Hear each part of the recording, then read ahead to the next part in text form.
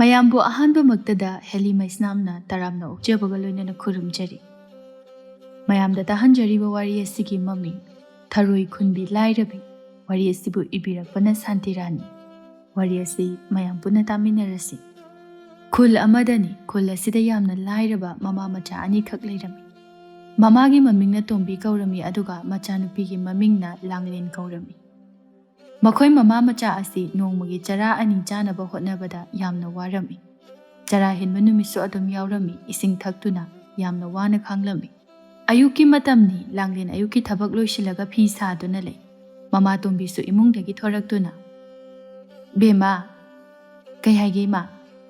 ꯏꯃꯥ ꯂꯧꯕꯨꯛꯇ ꯆꯠꯂꯨꯈꯤꯒꯦꯀꯣ꯫ ꯑꯌꯨꯛ ꯅꯤꯡꯊꯤꯜ ꯄꯥꯗꯣꯏꯔꯣ? ꯑꯌꯨꯛ ꯉꯥꯏꯍꯥꯛ ꯁꯨꯔꯨꯔꯒ ꯌꯨꯝꯗ ꯑꯗꯨꯝ ꯍꯜꯂꯛꯀꯅꯤꯗ, ꯑꯗꯨꯒ ꯑꯃꯨꯛꯅꯦ ꯑꯇꯣꯞꯄ ꯑꯃꯒꯤ ꯆꯠꯇꯣꯏꯅꯤ."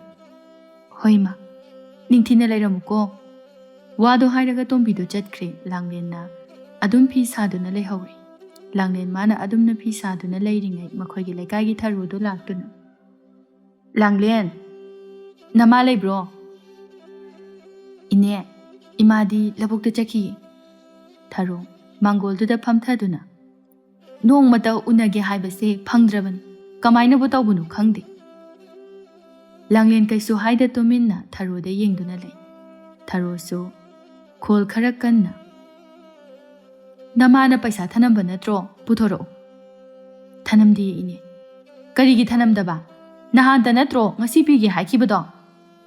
"ꯏꯅꯦ, ꯅꯈꯣꯏ ꯅꯃꯥ ꯅꯆꯥꯅ ꯑꯁꯨꯛ ꯌꯥꯝꯅ ꯅꯆꯤꯟ ꯊꯤꯔꯤꯕꯁꯤꯕꯨ ꯀꯔꯤꯒꯤꯅꯣ ꯍꯥ?"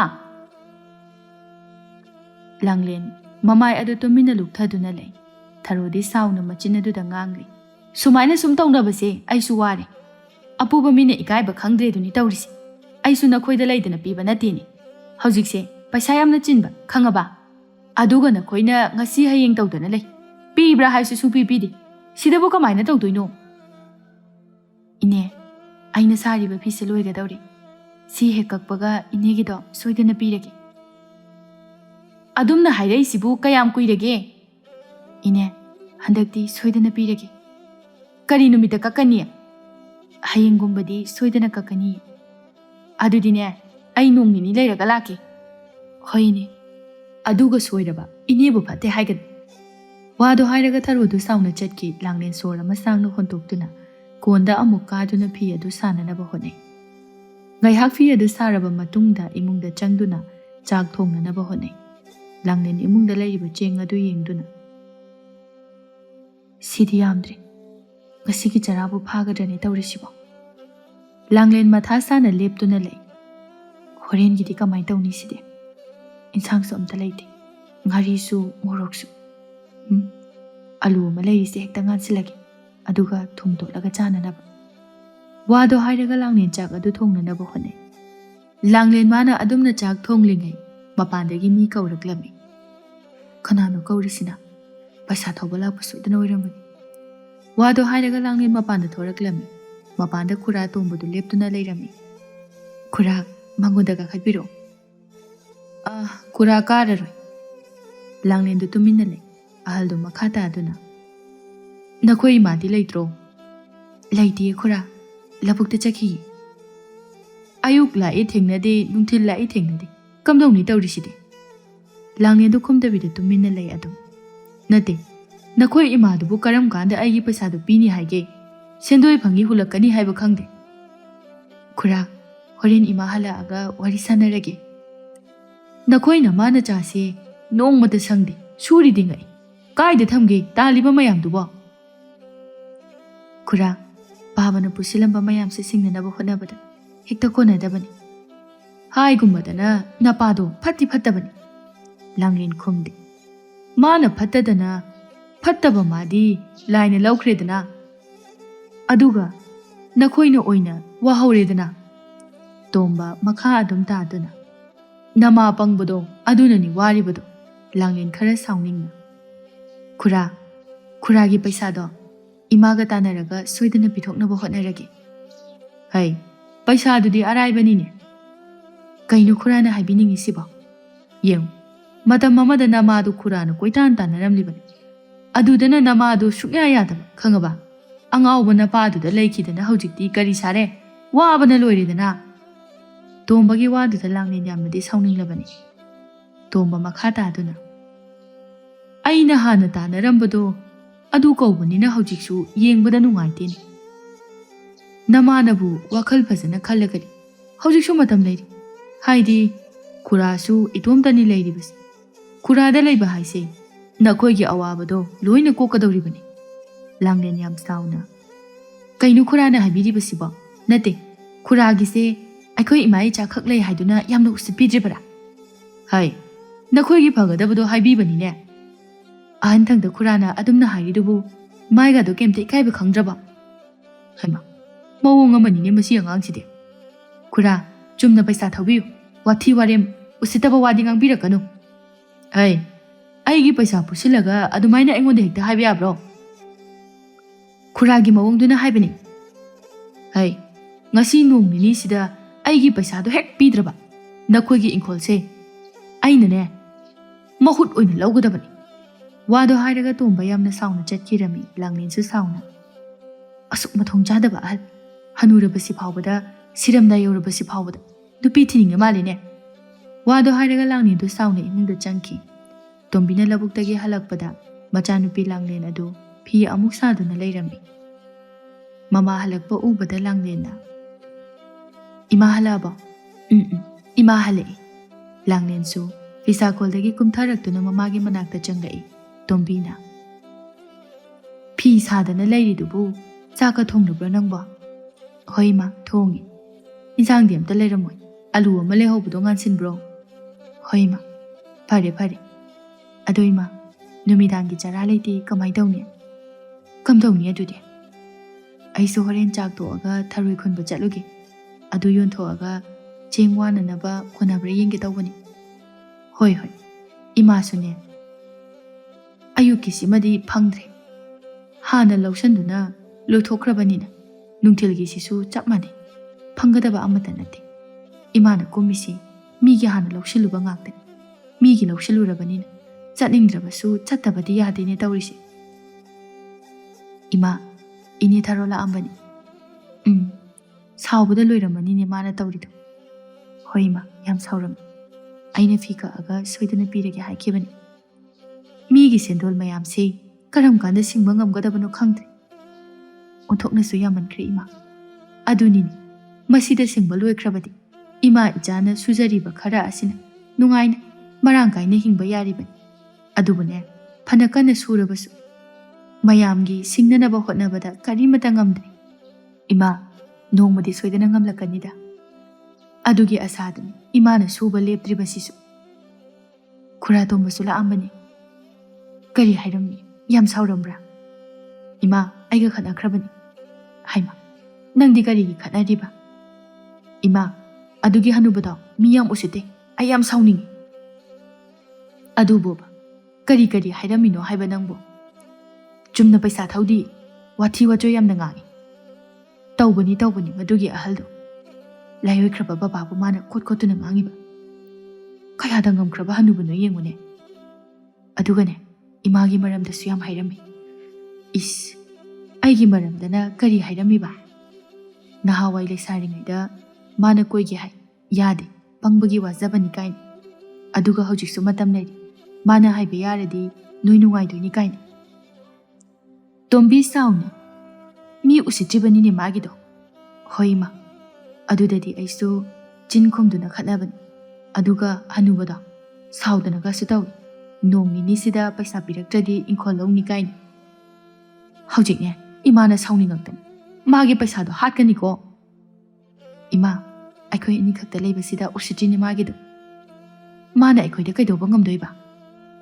ꯋꯥꯔꯁꯨ ꯋꯥꯅ ꯆꯔꯥ ꯍꯦꯜꯂꯕꯁꯨ ꯈꯔ ꯊꯨꯅ ꯄꯤꯊꯣꯛꯈꯤꯅꯕ ꯇꯧꯁꯤ ꯏꯃꯥ꯫ ꯍꯣꯏ ꯍꯣꯏ, ꯅꯠꯇ꯭ꯔꯗꯤꯅꯦ ꯃꯗꯨꯒꯤ ꯍꯅꯨꯕꯗꯣ ꯑꯩꯅ ꯍꯥꯠꯂꯨꯔꯅꯤ꯫ ꯍꯩ ꯇꯞꯊꯧ, ꯃꯈꯣꯏꯗꯤ ꯁꯦꯟ ꯌꯥꯝ ꯄꯥꯏꯕꯅꯤ, ꯇꯧꯒꯦꯗ ꯉꯝꯕꯅꯤ꯫ ꯑꯗꯨꯅꯅꯦ ꯃꯥꯟꯅꯔꯨꯕ ꯌꯥꯕ ꯅꯠꯇꯦꯀꯣ꯫ ꯏꯃꯥ, ꯑꯩꯈꯣꯏꯒꯤ ꯍꯥꯏꯕꯨ ꯄꯩꯁꯥꯗꯣ ꯊꯨꯅ ꯁꯤꯡꯇꯣꯛꯄ꯫ ꯍꯣꯏ ꯏꯃꯥ꯫ ꯇꯣꯝꯕꯤꯅ ꯏꯃꯥꯁꯨꯅꯦ ꯈꯣꯡ ꯈꯨꯠꯁꯦ ꯑꯝꯇ ꯆꯥꯝꯊꯣꯛꯎꯈꯤꯒꯦ꯫ ꯍꯣꯏ ꯏꯃꯥ, ꯑꯩꯁꯨ ꯆꯥꯛ ꯊꯤꯔꯝꯃꯒꯦ꯫ ꯍꯣꯏ ꯍꯣꯏ, ꯊꯤꯔꯝꯃꯣ ꯄꯨꯟꯅ ꯆꯥꯅꯅꯕ꯫ ꯑꯁꯨꯝꯅ ꯆꯥꯛ ꯇꯣꯛꯂꯕ ꯃꯇꯨꯡꯗ ꯇꯣꯝꯕꯤꯗꯨ ꯂꯧꯕꯨꯛꯇ ꯑꯃꯨꯛ ꯆꯠꯈ꯭ꯔꯦ꯫ ꯑꯗꯨꯒ ꯂꯥꯡꯂꯦꯟꯁꯨ ꯌꯨꯝ ꯑꯗꯨ ꯊꯣꯡ ꯆꯦꯠꯅ ꯂꯣꯟꯁꯤꯜꯂꯝꯗꯨꯅ ꯂꯧꯕꯨꯛꯇ ꯊꯔꯣꯏ ꯈꯨꯟꯕ ꯀꯨꯝꯊꯔꯛꯏ꯫ ꯍꯥꯟꯅꯅ ꯃꯤ ꯈꯔꯁꯨ ꯈꯨꯜ ꯑꯗꯨꯗ ꯂꯩꯔꯝꯃꯤ꯫ ꯃꯔꯛ ꯑꯗꯨꯗ ꯃꯥꯁꯨ ꯑꯗꯨꯝ ꯌꯥꯎꯁꯤꯜꯂꯤ꯫ ꯊꯔꯣꯏꯗꯨ ꯈꯔ ꯌꯥꯝꯅ ꯈꯨꯜꯂꯕ ꯃꯇꯨꯡꯗ ꯀꯩꯊꯦꯜꯗ ꯊꯣꯔꯛꯇꯨꯅ ꯌꯣꯟꯊꯣꯛꯂꯝꯃꯤ꯫ ꯌꯣꯟꯕꯒꯤ ꯐꯪꯂꯛꯄ ꯄꯩꯁꯥ ꯑꯗꯨꯅ ꯆꯦꯡ ꯑꯦꯟꯁꯥꯡ ꯈꯔ ꯂꯩꯔꯝꯃꯤ, ꯑꯗꯨꯒ ꯌꯨꯝꯗ ꯑꯃꯨꯛ ꯍꯜꯂꯛꯇꯨꯅ ꯌꯨꯝꯒꯤ ꯊꯕꯛ ꯏꯪꯈꯥꯡ ꯃꯌꯥꯝ ꯑꯃ ꯑꯃꯨꯛ ꯂꯣꯏꯁꯤꯜꯂꯤ꯫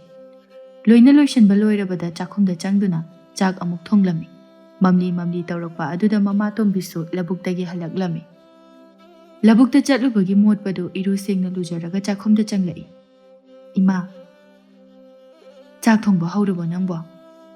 ꯍꯣꯏ ꯃꯥ꯫ ꯆꯦꯡꯗꯤ ꯉꯁꯤ ꯅꯨꯃꯤꯗꯥꯡꯒꯤ ꯈꯛ ꯋꯥꯠꯂꯛꯄ꯭ꯔꯥ? ꯍꯌꯦꯡ ꯑꯌꯨꯛ ꯐꯥꯎꯒꯤꯗꯤ ꯀꯣꯟꯅꯔꯅꯤ ꯏꯃꯥ꯫ ꯐꯔꯦ ꯐꯔꯦ, ꯅꯨꯃꯤꯗꯥꯡꯒꯤꯗꯨꯅꯅꯦ ꯍꯌꯦꯡ ꯏꯃꯥꯅ ꯍꯜꯂꯛꯄꯗ ꯋꯥꯠꯂꯛꯑꯒꯦ꯫ ꯍꯌꯦꯡꯗꯤ ꯁꯦꯜ ꯐꯪꯕꯤ ꯈꯨꯂꯪꯂꯣ ꯏꯃꯥ? ꯃꯥꯅꯤ ꯃꯥꯅꯤ꯫ ꯑꯗꯨꯗꯤ ꯋꯥꯠꯂꯤꯉꯩꯗ ꯈꯔ ꯌꯥꯝꯅ ꯋꯥꯟꯁꯤꯜꯂꯛꯎ꯫ ꯍꯣꯏ ꯍꯣꯏ꯫ ꯑꯗꯨ ꯀꯔꯤ ꯊꯣꯡꯒꯦ? ꯑꯂꯨ ꯉꯥꯅꯅꯕꯁꯨ ꯂꯩꯔꯝꯃꯔꯣꯏ ꯏꯃꯥ, ꯉꯁꯥꯏ ꯀꯩꯊꯦꯜꯗꯒꯤ ꯍꯪꯒꯥꯝ ꯃꯄꯨꯟ ꯑꯃ ꯂꯩꯔꯛꯏ, ꯑꯗꯨ ꯑꯣꯏꯅ ꯊꯣꯡꯉꯤ꯫ ꯐꯔꯦ ꯐꯔꯦ꯫ ꯏꯪꯈꯣꯜꯗꯁꯨ ꯅꯨꯡꯇꯤꯒꯤ ꯍꯦꯛꯑꯒ ꯊꯣꯡꯕꯗꯣ ꯏꯟꯁꯥꯡ ꯑꯝꯇ ꯍꯧꯕ ꯉꯝꯗ꯭ꯔꯦ, ꯑꯗꯨꯅ ꯂꯩꯇ꯭ꯔꯕꯅꯤꯅ ꯈꯤꯇꯪ ꯆꯣꯡꯈꯠꯂꯛꯄ ꯑꯗꯨꯁꯨ ꯍꯦꯛꯇꯨꯒꯤ ꯍꯣꯠꯅꯕ, ꯑꯗꯨꯒꯤꯅꯤꯅꯦ ꯇꯧꯔꯤꯁꯦ꯫ ꯑꯗꯨꯅꯤ ꯏꯃꯥ, ꯍꯪꯒꯥꯝꯗꯨꯗꯤ ꯂꯣꯏꯅ ꯇꯧꯁꯤꯟꯈ꯭ꯔꯕ꯭ꯔꯣ? ꯇꯧꯁꯤꯟꯗꯦ, ꯍꯌꯦꯡꯒꯤ ꯈꯔ ꯈꯥꯛꯏ꯫ ꯏꯆꯥꯁꯨ ꯋꯥꯔꯝꯃꯅꯤ, ꯆꯥꯛꯇꯣ ꯏꯃꯥ ꯂꯣꯏꯁꯤꯟꯕꯤꯔꯣꯔꯥ? ꯌꯥꯅꯤ ꯏꯃꯥ, ꯑꯩ ꯑꯗꯨꯝ ꯂꯣꯏꯁꯤꯜꯂꯒꯦ꯫ ꯑꯗꯨꯗꯤꯅꯦ, ꯏꯃꯥ ꯄꯣꯊꯥꯕ ꯑꯣꯏꯅ ꯐꯤ ꯉꯥꯏꯍꯥꯛ ꯁꯥꯔꯨꯒꯦ꯫ ꯍꯣꯏ ꯏꯃꯥ, ꯆꯥꯛ ꯂꯣꯏꯔꯒ ꯀꯧꯔꯛꯑꯒꯦ꯫ ꯍꯣꯏ ꯍꯣꯏ꯫ ꯑꯁꯨꯝꯅ ꯇꯣꯝꯕꯤ ꯊꯣꯛꯈ꯭ꯔꯦ ꯐꯤ ꯁꯥꯕ, ꯑꯗꯨꯒ ꯃꯆꯥꯅꯨꯄꯤ ꯂꯥꯡꯂꯦꯟꯅ ꯆꯥꯛ ꯊꯣꯡꯗꯨꯅ ꯑꯗꯨꯃꯛ ꯂꯩꯍꯧꯔꯝꯃꯤ꯫ ꯆꯥꯛ ꯇꯣꯛꯂꯒ ꯊꯕꯛ ꯏꯪꯈꯥꯡ ꯂꯣꯏꯔꯕ ꯃꯇꯨꯡꯗ ꯅꯨꯃꯤꯗꯥꯡ ꯑꯍꯤꯡ ꯑꯗꯨ ꯃꯃꯥ ꯃꯆꯥ ꯍꯧꯅꯗꯨꯅ ꯐꯤ ꯁꯥꯔꯝꯃꯤ꯫ ꯑꯍꯤꯡꯗꯨ ꯊꯦꯡꯖꯤꯜꯂꯛꯄꯅ ꯃꯔꯝ ꯑꯣꯏꯔꯒ ꯃꯃꯥ ꯇꯣꯝꯕꯤꯅ, ꯕꯦꯃꯥ, ꯇꯨꯝꯃꯨꯔꯁꯤꯔꯣ, ꯑꯍꯤꯡꯁꯤ ꯊꯦꯡꯉꯦꯅꯦꯍꯦ꯫ ꯏꯃꯥ ꯇꯨꯝꯃꯨꯔꯣ꯫ ꯅꯪꯕꯨ ꯇꯨꯝꯅꯤꯡꯗ꯭ꯔꯤꯕ꯭ꯔꯣ? ꯁꯤ ꯃꯇꯦꯛꯁꯦ ꯈꯛꯇ ꯉꯥꯏꯔꯤ꯫ ꯏꯃꯥꯗꯤ ꯇꯨꯝꯅꯤꯡꯉꯦꯅꯦꯍꯦ꯫ ꯏꯃꯥ ꯇꯨꯝꯃꯨꯔꯣ, ꯍꯌꯦꯡꯁꯨ ꯑꯌꯨꯛ ꯂꯧꯕꯨꯛꯇ ꯆꯠꯀꯗꯕꯅꯤꯅ꯫ ꯍꯣꯏ ꯍꯣꯏ꯫ ꯑꯗꯣ ꯅꯪꯁꯨ ꯀꯨꯏꯔꯅꯨꯀꯣ, ꯆꯪꯉꯛꯑꯣꯀꯣ꯫ ꯍꯣꯏ ꯏꯃꯥ꯫ ꯇꯣꯝꯕꯤ ꯃꯈꯥ ꯇꯥꯗꯨꯅ, ꯁꯦꯜ ꯇꯥꯜꯂꯤꯅꯦ ꯍꯥꯏꯗꯅ ꯇꯨꯝꯕ ꯆꯥꯕ ꯃꯊꯣꯡ ꯃꯔꯝ ꯈꯪꯗꯕꯁꯨ ꯐꯠꯇꯦ, ꯃꯁꯤꯅꯅꯦ ꯅꯥꯔꯛꯂꯕꯗꯤ ꯃꯗꯨꯅ ꯍꯦꯟꯅ ꯋꯥꯗꯣꯏꯅꯤ꯫ ꯍꯣꯏ ꯏꯃꯥ, ꯀꯨꯏꯔꯅꯨꯀꯣ꯫ ꯋꯥꯗꯣ ꯍꯥꯏꯔꯝꯂꯒ ꯇꯣꯝꯕꯤꯗꯨ ꯆꯪꯈ꯭ꯔꯦ꯫ ꯂꯥꯡꯂꯦꯟꯗꯤ ꯑꯗꯨꯝ ꯐꯤ ꯑꯗꯨ ꯁꯥꯗꯨꯅ ꯂꯩ꯫ ꯐꯅ ꯀꯨꯏꯅ ꯐꯤ ꯁꯥꯔꯕ ꯃꯇꯨꯡꯗ ꯂꯥꯡꯂꯦꯟꯅ ꯃꯆꯤꯟꯗ ꯃꯨꯔꯨꯝ ꯃꯨꯔꯨꯝ ꯁꯣꯜꯂꯤ꯫ ꯁꯤ ꯑꯣꯏꯔꯗꯤ ꯇꯨꯝꯃꯨꯕ ꯌꯥꯔꯦ, ꯍꯌꯦꯡ ꯑꯌꯨꯛ ꯈꯔ ꯁꯥꯔꯒ ꯀꯛꯄ ꯌꯥꯔꯅꯤ꯫ ꯋꯥꯗꯣ ꯍꯥꯏꯔꯒ ꯂꯥꯡꯂꯦꯟ ꯐꯤꯁꯥꯀꯣꯜ ꯑꯗꯨꯗꯒꯤ ꯀꯨꯝꯊꯗꯨꯅ ꯏꯃꯨꯡꯗ ꯇꯨꯝꯕ ꯆꯪꯈꯤꯔꯝꯃꯤ꯫ ꯃꯊꯪꯒꯤ ꯅꯨꯃꯤꯠꯀꯤ ꯅꯨꯃꯤꯗꯥꯡ ꯋꯥꯏꯔꯝꯒꯤ ꯃꯇꯝ, ꯂꯥꯡꯂꯦꯟꯗꯨ ꯊꯔꯣ ꯍꯣꯏꯒꯤ ꯌꯨꯝꯗ ꯂꯥꯛꯏ꯫ ꯊꯔꯣꯗꯨ ꯁꯨꯃꯥꯡꯗ ꯐꯤ ꯂꯧꯁꯤꯟꯗꯨꯅ ꯂꯩꯔꯝꯃꯤ꯫ ꯂꯥꯡꯂꯦꯟ ꯆꯪꯁꯤꯟꯗꯨꯅ, ꯏꯅꯦ, ꯂꯥꯡꯂꯦꯟ, ꯀꯔꯤ ꯂꯩꯔꯦ? ꯄꯩꯁꯥꯗꯣ ꯂꯧꯕ ꯌꯥꯔꯗ꯭ꯔꯣ? ꯂꯥꯡꯂꯦꯟ ꯅꯣꯛꯐꯦꯠ ꯇꯧꯅ, ꯑꯗꯨ ꯊꯤꯟꯕ ꯂꯥꯛꯄꯅꯤ ꯏꯅꯦ꯫ ꯋꯥꯗꯣ ꯍꯥꯏꯔꯒ ꯂꯥꯡꯂꯦꯟ ꯄꯩꯁꯥꯗꯨ ꯄꯤꯔꯝꯃꯤ꯫ ꯉꯁꯥꯏꯅꯕꯨꯗꯤ ꯊꯤꯜꯂꯛꯄ ꯌꯥꯔꯕꯅꯤ, ꯑꯗꯨꯗ ꯊꯔꯣꯏ ꯈꯨꯟꯕ ꯑꯃꯨꯛ ꯆꯠꯊꯣꯛꯎꯔꯕ, ꯑꯗꯨꯒꯤꯅꯤ ꯏꯅꯦ꯫ ꯐꯔꯦ ꯐꯔꯦ, ꯅꯪꯅ ꯑꯁꯨꯝꯅ ꯊꯤꯜꯂꯛꯏꯁꯤ ꯑꯩꯁꯨ ꯍꯌꯦꯡ ꯆꯠꯁꯤꯔ ꯈꯜꯂꯝꯕꯅꯤ, ꯅꯪꯅ ꯉꯁꯤ ꯐꯤ ꯀꯛꯀꯅꯤ ꯍꯥꯏꯕꯗꯨꯗ꯫ ꯍꯣꯏꯅꯦ꯫ ꯊꯔꯣ ꯃꯈꯥ ꯇꯥꯗꯨꯅ, ꯇꯁꯦꯡꯅ ꯍꯥꯏꯔꯗꯤꯅꯦ, ꯑꯉꯥꯡꯒꯤꯅꯤ ꯀꯩꯅꯤ ꯏꯅꯦꯁꯦ ꯄꯩꯁꯥ ꯌꯥꯝꯅ ꯆꯤꯟꯕ, ꯑꯗꯨꯅꯅꯦ ꯇꯧꯐꯝ ꯑꯃ ꯈꯪꯗ ꯆꯤꯟꯁꯤꯗ ꯏꯁꯧ ꯄꯪꯂꯥꯡꯗ ꯂꯥꯡꯕ꯫ ꯅꯈꯣꯏꯁꯨ ꯂꯩꯇꯦ ꯍꯥꯏꯕꯕꯨꯗꯤ ꯈꯪꯉꯤ, ꯏꯅꯦꯁꯨꯅꯦ ꯁꯥꯎꯅꯤꯡꯕꯅꯤꯅ ꯀꯔꯤ ꯀꯔꯤꯅꯣ ꯄꯪꯍꯥꯏꯗ ꯍꯥꯏꯈ꯭ꯔꯦ꯫ ꯋꯥꯔꯧꯕ ꯌꯥꯗꯦꯀꯣ ꯂꯥꯡꯂꯦꯟ꯫ ꯍꯣꯏ ꯏꯅꯦ, ꯑꯗꯨꯒꯤꯗꯤ ꯀꯩꯁꯨ ꯈꯟꯗꯦꯗ꯫ ꯑꯗꯨꯅꯤ ꯈꯟꯕ ꯌꯥꯗꯦꯀꯣ꯫ ꯑꯗꯨꯗꯤ ꯏꯅꯦ, ꯑꯩ ꯑꯃꯨꯛ ꯆꯠꯂꯒꯦ꯫ ꯍꯣꯏ ꯍꯣꯏ꯫ ꯑꯁꯨꯝꯅ ꯂꯥꯡꯂꯦꯟꯁꯨ ꯆꯠꯈ꯭ꯔꯦ꯫ ꯅꯣꯡꯃꯒꯤ ꯅꯨꯃꯤꯠ ꯑꯃꯅꯤ ꯇꯣꯝꯕꯤꯒ ꯃꯆꯥꯅꯨꯄꯤ ꯂꯥꯡꯂꯦꯟꯒꯗꯨ ꯃꯥꯡꯒꯣꯜꯗ ꯐꯝꯗꯨꯅ ꯋꯥꯔꯤ ꯁꯥꯗꯨꯅꯅꯦ꯫ ꯇꯣꯝꯕꯤꯅ, ꯂꯩꯔꯤꯕ ꯄꯩꯁꯥ ꯈꯔꯁꯤꯅ ꯁꯤꯟꯕꯗꯤ ꯀꯣꯟꯅꯗꯦꯅꯦꯁꯦ꯫ ꯏꯃꯥ, ꯈꯔ ꯍꯥꯞꯆꯤꯟꯗꯕ ꯌꯥꯈꯤꯔꯣꯏ꯫ ꯑꯗꯨꯅꯤꯅꯦ, ꯑꯗꯒꯤ ꯑꯇꯣꯞꯄ ꯈꯔꯁꯨ ꯁꯤꯡꯒꯗꯕ ꯋꯥꯠꯂꯤ ꯇꯧꯔꯤꯁꯦ꯫ ꯇꯞꯅ ꯇꯞꯅ ꯋꯥꯔꯕꯁꯨ ꯋꯥꯅ ꯍꯣꯠꯅꯔꯁꯤ, ꯈꯔꯗꯤ ꯏꯀꯥꯏꯕ ꯈꯥꯡꯂꯁꯤ꯫ ꯍꯩ, ꯈꯨꯟꯗ ꯌꯥꯎꯁꯪꯒꯤ ꯊꯥꯕꯜ ꯆꯣꯡꯒꯅꯤ ꯍꯥꯏꯁꯤ ꯅꯪꯁꯨ ꯇꯥꯕ ꯅꯠꯇ꯭ꯔꯣ? ꯇꯥꯏꯌꯦ ꯏꯃꯥ꯫ ꯂꯩꯁꯥꯕꯤ ꯄꯨꯜꯂꯒ ꯄꯨꯂꯞ ꯄꯨꯂꯞ ꯆꯠꯂꯤꯅꯤꯍꯦ꯫ ꯍꯣꯏ ꯏꯃꯥ, ꯑꯩꯁꯨ ꯊꯣꯔꯛꯑꯣꯅ ꯍꯥꯏꯕꯅꯤ, ꯑꯗ ꯇꯜꯂꯕ ꯊꯕꯛ ꯃꯌꯥꯝꯁꯤꯒ꯫ ꯍꯥꯏ, ꯃꯌꯥꯝ ꯄꯨꯟꯕ ꯊꯕꯛꯅꯤ, ꯅꯣꯡꯃ ꯀꯥꯏꯊꯣꯛꯑꯒ ꯊꯣꯛꯎꯅꯦ꯫ ꯇꯜꯂꯦꯗ ꯏꯃꯥ, ꯏꯃꯨꯡꯁꯤꯒꯤ ꯍꯣꯠꯅꯕꯗ ꯏꯆꯥꯁꯨ ꯋꯥꯔꯦ ꯇꯧꯔꯤꯁꯦ꯫ ꯏꯃꯥ, ꯂꯩꯁꯥꯕꯤꯅꯦ ꯍꯥꯏꯕꯒꯤ ꯋꯥꯈꯜ ꯂꯩꯇꯦ, ꯍꯅꯨꯕꯤ ꯑꯩꯒ ꯆꯞ ꯃꯥꯟꯅꯔꯦ꯫ ꯏꯃꯥ, ꯀꯣꯟꯅ ꯃꯇꯝ ꯃꯌꯥꯝ ꯑꯃ ꯂꯩꯔꯤꯁꯤꯗꯤ꯫ ꯄꯨꯟꯁꯤꯁꯤꯗꯅꯦ ꯑꯁꯨꯛ ꯋꯥꯅ ꯇꯝꯂꯝꯂꯤꯕꯁꯤ ꯀꯔꯤꯒꯤꯅꯣ ꯈꯪꯗꯦ꯫ ꯏꯃꯥ, ꯑꯗꯨꯝꯅ ꯋꯥꯈꯜ ꯍꯟꯊꯒꯅꯨ꯫ ꯋꯥꯈꯜꯁꯤ ꯍꯟꯊꯗꯅꯕ ꯌꯥꯝꯅꯗꯤ ꯍꯣꯠꯅꯕꯅꯤ, ꯑꯗꯨꯕꯨꯅꯦ ꯍꯦꯛꯇ ꯉꯝꯂꯛꯇꯕ꯫ ꯇꯞꯅ ꯇꯞꯅ ꯈꯔ ꯈꯔ ꯐꯔꯛꯏꯁꯤꯗꯤ ꯍꯣꯠꯅꯕ ꯂꯦꯞꯄ ꯌꯥꯗꯦ ꯏꯃꯥ, ꯋꯥꯈꯜ ꯍꯟꯊꯕꯁꯨ ꯌꯥꯗꯦ꯫ ꯊꯥꯕꯜ ꯅꯪꯅꯅꯕꯅꯦ ꯏꯃꯥꯅ ꯅꯪꯒꯤ ꯐꯤ ꯐꯅꯦꯛ ꯂꯩꯅꯤꯡꯕꯅꯤ ꯇꯧꯔꯤꯁꯤ꯫ ꯀꯩꯒꯤꯅꯣ ꯏꯃꯥ, ꯂꯩꯗ꯭ꯔꯁꯨ ꯌꯥꯏ, ꯍꯥꯟꯅꯒꯤ ꯃꯌꯥꯝ ꯂꯩꯔꯤꯁꯤꯗꯤ꯫ ꯅꯪꯒꯤ ꯍꯥꯟꯅꯒꯤꯁꯤꯡꯁꯤꯗꯤ ꯈꯔ ꯍꯟꯕ ꯁꯦꯠꯄ ꯌꯥꯕꯕꯨ ꯑꯃꯠꯇ ꯌꯥꯎꯗꯦ, ꯑꯃꯟꯕ ꯉꯥꯛꯇ꯫ ꯌꯨꯝꯗ ꯂꯩꯕꯒꯤꯕꯨ ꯀꯌꯥꯝ ꯍꯟꯕ ꯁꯦꯠꯇꯣꯏꯅꯣ ꯏꯃꯥ? ꯍꯩꯃꯥ, ꯏꯃꯥꯅ ꯍꯥꯏꯔꯤꯁꯤꯗꯤ ꯌꯨꯝꯗ ꯁꯦꯠꯄꯒꯤ ꯅꯠꯇꯤꯌꯦ, ꯈꯨꯜꯒꯤ ꯊꯥꯕꯜ ꯆꯣꯡꯕꯗꯣ ꯌꯥꯎꯅꯅꯕꯒꯤꯗꯃꯛꯇꯅꯤ꯫ ꯑꯩ ꯌꯥꯎꯔꯣꯏꯗ ꯏꯃꯥ꯫ ꯀꯔꯤꯒꯤ? ꯁꯤꯒꯨꯝꯕꯁꯤꯁꯨ ꯌꯥꯎꯒꯗꯕꯅꯤꯅꯦꯍꯦ꯫ ꯏꯃꯥ, ꯐꯅꯦꯛ ꯑꯍꯟꯕ ꯐꯤ ꯂꯩꯒꯗꯕꯒꯤ ꯁꯔꯨꯛꯄꯨꯗꯤ ꯃꯤꯒꯤ ꯄꯩꯁꯥ ꯁꯤꯡꯕꯗ ꯑꯣꯏꯅ ꯍꯥꯞꯈꯤꯁꯦ꯫ ꯑꯗꯨꯗ ꯉꯥꯛꯇ ꯈꯜꯂꯒ ꯂꯩꯔꯗꯤ ꯌꯥꯔꯔꯣꯏꯅꯦꯍꯦ꯫ ꯁꯤꯅ ꯃꯔꯨꯅꯤ ꯏꯃꯥ, ꯃꯌꯥꯝꯁꯤꯒꯤ ꯄꯩꯁꯥ ꯁꯤꯡꯈ꯭ꯔꯒ ꯏꯃꯥ ꯏꯆꯥ ꯀꯣꯛꯁꯦ ꯏꯪꯅ ꯋꯥꯏ ꯁꯪꯅ ꯂꯩꯁꯦꯕ꯫ ꯏꯃꯥꯅꯗꯤꯅꯦ ꯌꯥꯝꯅ ꯌꯥꯎꯍꯟꯅꯤꯡꯕꯅꯤ ꯇꯧꯔꯤꯁꯦ꯫ ꯃꯃꯥꯡꯗꯁꯨ ꯑꯁꯨꯝ ꯇꯧꯗꯅ ꯑꯗꯨꯝ ꯌꯥꯎꯗꯦ ꯅꯪꯗꯤ꯫ ꯊꯥꯕꯜꯒꯤ ꯋꯥꯕꯨ ꯀꯣꯟꯅ ꯃꯇꯝ ꯃꯌꯥꯝ ꯑꯃ ꯂꯩꯔꯤꯁꯤꯗꯤ ꯏꯃꯥ꯫ ꯍꯣꯏ ꯍꯣꯏ, ꯑꯗꯨꯗ ꯌꯥꯔꯤꯁꯦ ꯏꯃꯥ, ꯁꯤꯒꯤ ꯋꯥꯁꯦ ꯇꯣꯛ, ꯑꯩꯅꯦ ꯆꯥꯛ ꯊꯣꯡꯅꯅꯕ ꯇꯧꯔꯨꯈꯤꯒꯦ꯫ ꯋꯥꯗꯣ ꯍꯥꯏꯔꯒ ꯂꯥꯡꯂꯦꯟꯗꯨ ꯏꯃꯨꯡꯗ ꯆꯪꯈꯤ꯫ ꯃꯃꯥꯇꯣꯝꯕꯤ ꯅꯨꯡꯉꯥꯏꯇꯅ ꯃꯇꯣꯝꯇ ꯁꯣꯟꯗꯨꯅ ꯂꯩꯍꯧꯏ꯫ ꯏꯆꯥꯅꯨꯄꯤꯁꯦ ꯏꯃꯨꯡꯒꯤ ꯈꯟꯕꯗ ꯋꯥꯖꯩ, ꯃꯁꯥꯁꯦ ꯂꯩꯁꯥꯕꯤ ꯃꯆꯥꯅꯤ ꯍꯥꯏꯕ ꯐꯥꯎꯕ ꯀꯥꯎꯈ꯭ꯔꯦ꯫ ꯇꯣꯝꯕꯤ ꯃꯥꯅ ꯑꯗꯨꯝꯅ ꯃꯨꯔꯨꯝ ꯃꯨꯔꯨꯝ ꯁꯣꯜꯂꯤꯉꯩ ꯇꯣꯝꯕꯗꯨ ꯂꯥꯛꯇꯨꯅ, ꯇꯣꯝꯕꯤ, ꯑꯩ ꯂꯥꯛꯏ꯫ ꯃꯥꯡꯒꯣꯟꯁꯤꯗ ꯀꯥꯈꯠꯄꯤꯔꯣ꯫ ꯌꯥꯔꯦ ꯌꯥꯔꯦ, ꯑꯩ ꯐꯝꯃꯨꯔꯣ꯫ ꯍꯧꯖꯤꯛꯇ ꯇꯥꯗꯒꯤ ꯃꯔꯝꯗ ꯏꯆꯥꯅꯨꯄꯤꯒ ꯑꯩꯒ ꯋꯥꯔꯤ ꯁꯥꯟꯅꯔꯝꯂꯤꯕꯅꯤ꯫ ꯑꯩꯒꯤ ꯃꯇꯥꯡꯗꯗꯤ ꯀꯔꯤ ꯀꯔꯤ ꯁꯥꯟꯅꯔꯤꯕ ꯅꯈꯣꯏꯅ? ꯇꯥꯗꯒꯤ ꯄꯩꯁꯥꯗꯣ ꯄꯤꯊꯣꯛꯅꯕ ꯍꯥꯏꯗꯅ꯫ ꯃꯗꯨꯅꯤꯅꯦ ꯑꯩꯅ ꯂꯧꯕ ꯂꯥꯛꯏꯕꯁꯦ, ꯄꯤꯔꯛꯑꯣ ꯄꯤꯔꯛꯑꯣ꯫ ꯇꯥꯗ, ꯑꯗꯨꯗ ꯀꯩꯗꯧꯔꯕ?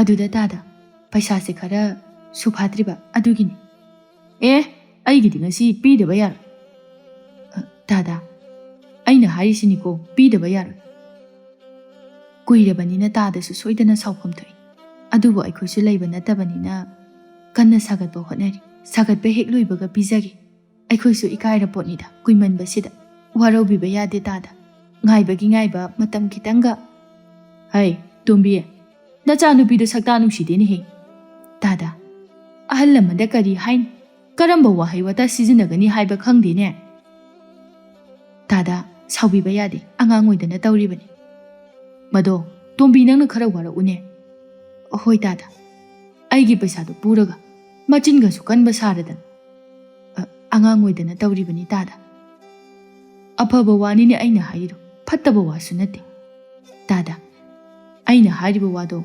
ꯅꯆꯥꯅꯨꯄꯤꯅꯗꯤ ꯇꯝꯗ꯭ꯔꯥ?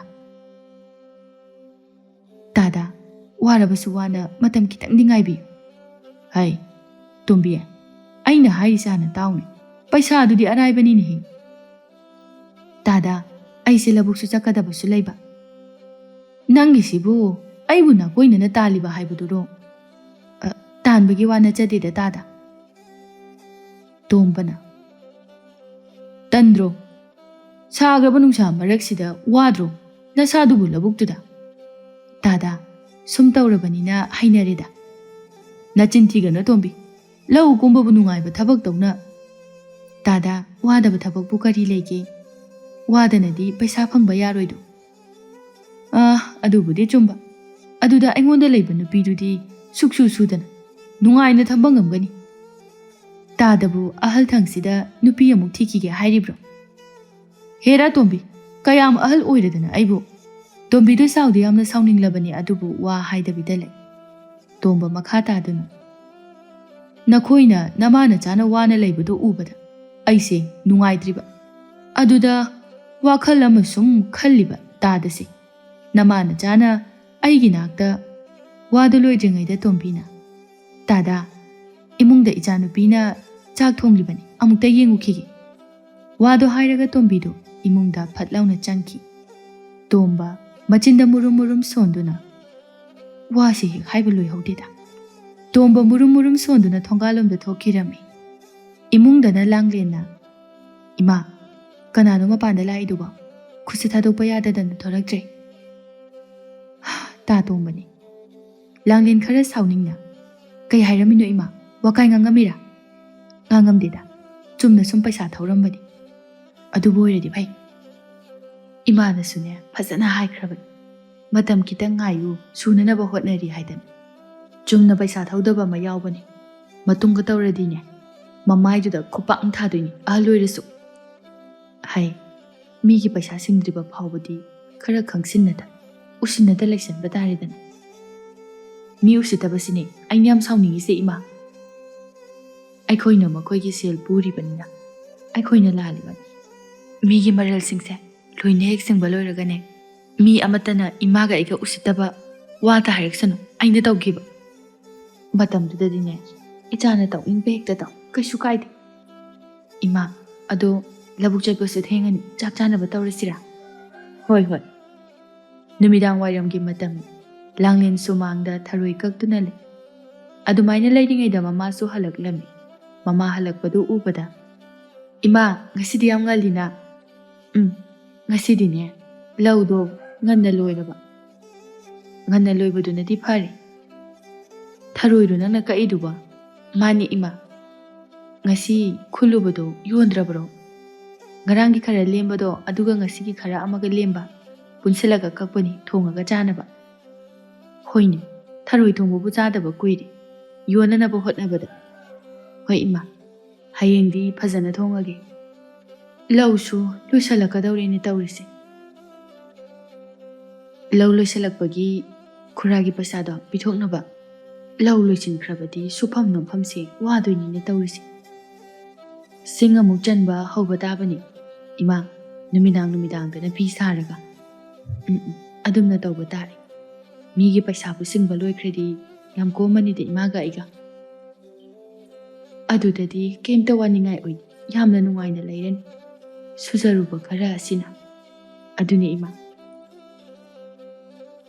Lungdagse kai thongsige ima.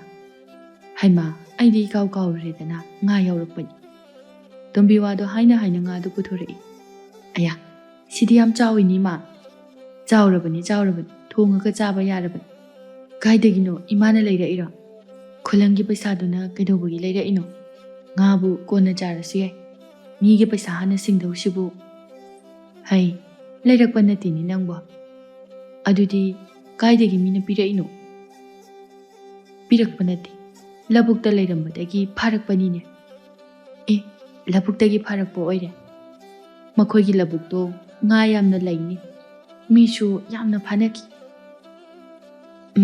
Ado ima, si yontokrasira. Kaino nihi, masina ngangisiba. Yoladi sel yam phangni ima. Sel phangbada yonbada khalaga leirabra nangba. Sum yam phangni haibani. Chariba singdubu hainaribro. Ima ijana ngaga charaktribase kayam kuire. Hoi, adubudi kuire ima. Adunane, ima ijasu amutang hauna thongraga chasi. Suribasiga charibasiga yam chanadre. Hoi ima, ngasu chawbanina hayeng ayu phawba chaba yarani. Ima ne, khongkhut hamaga, nga thongbada changadaba singdu leirukige. Hoi ima, nga sidi nang adum semagero. Hoi ima, ai dum semage. Loiraga ne, chakchu thongamu, ima chak lami. Hoi ima. Asumna numidang adu. Matam kayagi matungda nga thonglami mama tombina. Ichana thongba haibagira natraga. Chadaba kuibagira othokna haukreda. Animag oibagine ima. Aduna oibatai. Chasalo ima, chahapake. Chakpu lehauribrane. Lehauri ima. Masidi nga thongya haibagi chakitang hina thongbani. Wa khangkraba ichanine. Mamagi waduda langlendu noi. Mama tombina. Nakhut hamagane hapo. Ngasidi ne chak yamna chagi. Hoima. Numitsemadi nga adu thongduna mama macha hauna charami. Ayuki matam tombina. Ngasidi ne ayuk labuk chatloidabanina. Sumang maninggena khasing asing amta loisindi. Machanupi Langlena.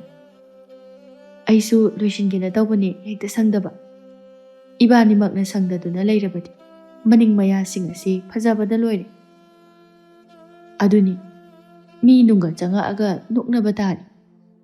Tabak Sangdana Tobu Kashukaidida. Aduni. Ngali Sangling Sida, Amtanana Luishingi. Hoima. Tombina Maning Maya Luishinuna lay, Machanupi Langlena, Finga Haksaraga, Jack Tongli. To, she already, Naledana, Yang but as ing head loudib. Ubadawa Kalgasiam Ingledana. Tanjaduna Machanupi Langlin Sutorectuna. Ima, Lushin Beloraba, Loire. Iru Luzaraba, Luzari, Wakalde Kaidegi, Loine Ingle. Adudi Chachana Bataura Sira. Mapando in a Chara Sira. Somang Sida. Hoini, Sidana Paranini. Adudi I Tantoragi Ima. Hoi. Asum the Langlin among the Gichak Tantora is Somang Duda. Garangi got home put an Ima, Atopa in Jang di Tongdri, Champudoina Mapule. Yari, Atu Chapsat. Atopa Sutonga di, Horingi Tonging I later in a Dobani. It's on the Tawisi. Yari, Chapsari, Jaba Horsi. Hoima. Asum the Mama Macha adu Chak adu Chami Naram. Sumanga Duda, Machanupi Langlena. Ima. Tonga de Jama Isibu Kuratom Banatro. Hoini, Manine. Us. Chak jarring a Tanjasida. Otok no Matang Sadana Laida. Tombado Chagaktuna. Nakoibu, Chak Jari bro. Hoi dada. Nga Tongbunidana, Nakoina Jari Sidia. Hoi dada. Migi Pasana sing me Kangdi. Aduga. Aho Butunga, Jadana Lainabo. Langlin the sound. Kainukura, Matong Jadabawangan. Masigi Leshavi, Jingan be she. Kuragi Pasato le Hidanene. I could say. Keep the Jabayado, Jarahilagaleo Hido. Kura, Java Takwasidadi, Yaming Silakano. Nasalega Javasunati, Imarangarang Labutegi, Paduna Tonga Java, Garangi Ariman. Machin Jikaya the Colin Yumi. I want the Kadimingo go when he have a sukandi. Nina Kuraka, we had an anxu the go. A halaman the taxika, she hung the bishidi. I nego no bogoni, Kuraka do get heaven. Bema, Jangotel, Imung the Jalo. Langlin so, Mamana Jango have to the Jankiram. Tomba Sauna. Hey, don't be. I know the Janupi she wore o have a throw. Dada. Nachanupi warak the bisha. Dada, Angang Sigamana Birun. Nangi Nachanupi Shingawini, Bema. Dada. A hangit tak the Kunduna. Machin Kundana. I want to Usitaba Angang Mana. Dada, Angang Nina. I don't be. I give a shadow Hojumuk bigger. Dada. Be the Bayari Haishini. Heck, Pedra Batane. I Yumsida in a city, Sugan Hallo. Dada, Adam the Dobigan. The Janupisiam Usitene. Migi Pasa Pusilaga, aiding a siputa dine, Sungan Hallo. Dada, Saubiran. I hang sweet and a piraki. I ne, Haying I bangam. Dada, I hang so sweet and a pisaki. Nakoina Madam Tara, Ibisicayam de Guide. Dada, Haying the sweet and a pisaki. I dine, Masi Pudrabadi Hal, Sunghan Hekal. Dada, don't be Matasana. Come down little city. Tomba Sauna. I know how you see, don't be. Karigumbanga City Manunda, Pashapi Bangamdraba. Aigi Sela Duga, Janava in Kola. Nangina Janupira Ama, I want the big of it. Karino da Dada, Kariwahino. Kaino Habidikaino. Wakai di Albiraka do Tada. Karigi Wakai. Ashen when Nana Harisha. Tadaki City, I could get an isolate Haiduna, Usitaba Mal. Ah, Adum the Calabasu, Kashukai. Langley the Imung the Gitchai took a over Piraga to lay. Must hide a key, tag in a tab. Wado Hidaga Langley and Jay took a job on a tomb, but a tomb get out. Mama Tombina khamduna. Bema, si, adumna tawgunu si. Ima, masigi hanubase hatke thado. Imagi bema. Ish, masidi mo ngamani ne. Tomba, thongalomda chatna lauram. Haying di khangani. Aigi sagai na tay loina khomaga lake. Noi khangani. Wado hairaga tombu du chatkirami. Mama Tombina machada unsinduna. Kay noi bema na tawdubo. Ima, asigi hanubase yam saungningi. Aina managanu hairaba natro. Manadre haina sum henjila ima. Hayingne mi mayam ama puraga laktanane. Laksano ima. Mana haiba mayamda loina hairaga loy. Masigi hanubasisune. Sumna leiba haitaban. Ima, ima ijabu usitaba yabro mana. Ima na hina saunglibani. Adubane. Paisa jidabu sinto krabadi haidan. Ima ne khatik khang bagi wan. Aina sauraktanane. Bata singwiduni ima. Hai, migi sel puraga singdaba hauna deko. Mawongse hek nusirakdaba. Matang chatana laksandana chapam thapangam ta khangdredana. Aduni, chakase luina thangkakre. Tombi nungaitana. Asumna mina usitana kayam kuina leigadabanu khangde. Phana kanna suhan adubu yade. Migi sendona khwang khoi. Ima, punsi se wai sangna hingin. Mamagi matauda langin sunungai zaramde. Ima, chakra jawla. Ima, chakam ta chaningdri. Labuk chatna batawre. Chaba hobada ngairi. Pukaloina thangkakreda. Wado hairaga tombi hobatuna chankre. Mama machadu ayuktuda. Chak sadre adum tokre. Tombi so dum labuk ta chatkre aduga langin su thabak loisilamlaga labuk ta chatkre. Langin tharoi kunba thorak labaso. Machi lengda lawriduda tumin phamduna le. Wakhal nungai chibani langlen magi mataudo numit asidadi misu yamna tharoi khunba thoraklamdi nuksa su yamna makhai sabana maram oiraga midu tarak oirami langlen wakhal nungai ta adumna phamba yaba phamlaga tapna tharoi khunba thoraklam adumna sum thorakpada langlen makhutta karino ma thengnaram langlen su karino khana leikhom leinang maraktagi lokhatuna yeng langlen ngakna Sanaru shiba. Langnin ising khara leiba aduda changsinduna ningthina chamthoklam. Asengboy bajala. Langnin su asengba khanginduna labuk adudagi karaklami. Mayum tamna yamna thuna halaklam. Matamdu sumamni mamli tawrakadawrabani. Phana kuina phamduna labukta laithoklubana matamdu ngasidi yamna thengrabani. Mana mayumda halakpada mama su halakta ngaibagi tawduna leiram. Machanupi halakpa ubada mamana. Kaidawre bema ngasidi yam thengna halaisina. Ima, kainomta yengo. Kaidawrage. Tu, sise asengba sanaro. Wado hairaga sanamatu madu mamada udni. Tombidu yengduna. Sidi sana asengba ninihi.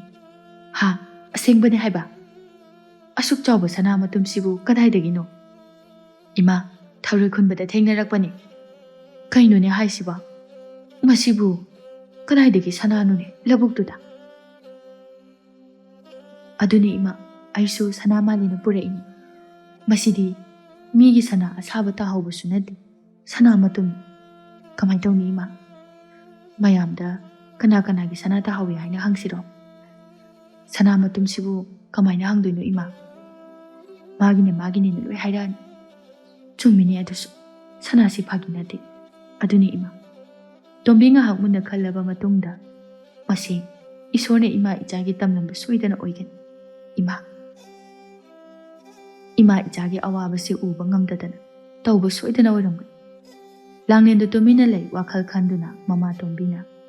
Masigi matangda. Ima ijana kanadasu hairarosi. Ima.